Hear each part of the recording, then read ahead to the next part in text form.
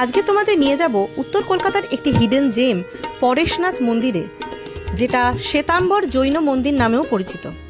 এখানে মোট 4টি মন্দির রয়েছে: শীতলনাথ মন্দির, চন্দ্রপ্রভা মন্দির, মহাবীর মন্দির এবং দাদাবাদী মন্দির। এই সমগ্র মন্দির প্রাঙ্গণটি 23তম জৈন তীর্থঙ্কর পার্শ্বনাথকে উৎসর্গীকৃত। এই মন্দিরটি প্রতিষ্ঠিত হয় 1867 সালে রায় বদ্রীদাস বাহাদুর মুকিম নামক এক ব্যবসায়ীর দ্বারা।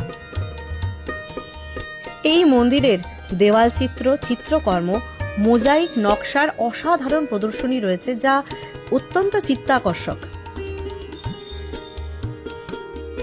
মন্দিরের বাইরে ভারতীয় এবং অন্যান্য বিদেশি গাছপালা দিয়ে ঘেরা একটি বাগান, যা ভাস্কর্য এবং ঝর্ণা দ্বারা পরিপূর্ণ।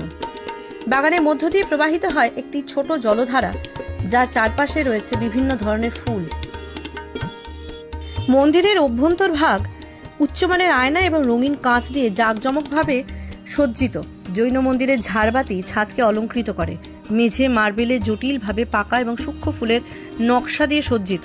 মন্দিরের দেওয়াল এবং কিছু মণ্ডলীর হলের দরজা বিখ্যাত চিত্রশিল্পী গণেশ মুস্কারের চিত্রকর্ম দ্বারা সজ্জিত।